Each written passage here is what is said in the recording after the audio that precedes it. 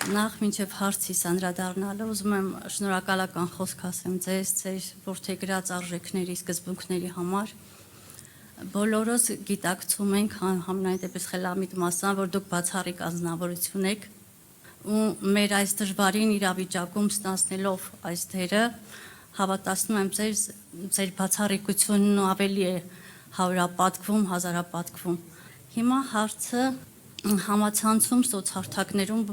բդդվում են տեսահոլովակներ ու նաև արդեն հանրության մեջ շրջանառվում են լուրեր, որ ուժեղ Հայաստան դաշինքի հաղթանակի գրանցման դեպքում դուք Ռուսաստանի Դաշնություն եք ուղարկելու 300,000 զինվոր եւ մեր մարտիկները պայքարելու են Ուկրաինայի դեմ մղվող պատերազմում։ Իհարկե ես դա ամբողջապես հասկանում եմ, կեղծիք է, ապատեղեկատվություն է, ուղղակի առաջին մարդու շուրթերից կուզենայի, որ այդ նյութի մասին խոսք ասեք։ Դուք վստահ եղեք, մեկ մարդ չի գնալու ուրիշ երկրներում կռվելու համար։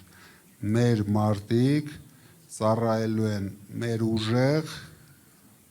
կահավորված, ճիշտ տեխնիկայով բանակում, ինչ այս մարտիկ քանդեցին հիմնահատակ։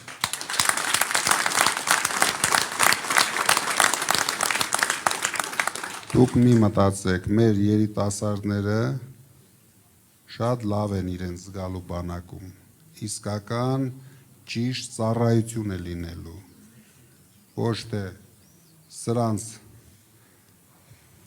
կազմակերպած ծառայությունը, ինչպես ժողովրդին են նվաստացնում, այդպես էլ մեր զինվորներին։ Մեզ համար շատ կարևոր է լինելու այդ հարցը, արդեն մեր դեմ պայքարելու էլ ոչ մի ձև չի մնացել, միայն ստեր տարածելով, թե այս ամբողջ իշխանությունը ոտից գլուխ սուտը, ստերի վրա եկավ իշխանության, ստերով կերակրեց ժողովրդին 8 տարի, հիմա էլ իրենց ստերով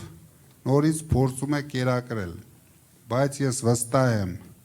լոռեցիները դրան չեն հավատում, չեն հավատալու եւ ճիշտ իրենց ճակատներին տալու են իրենց ստերը հունիսի 7-ին։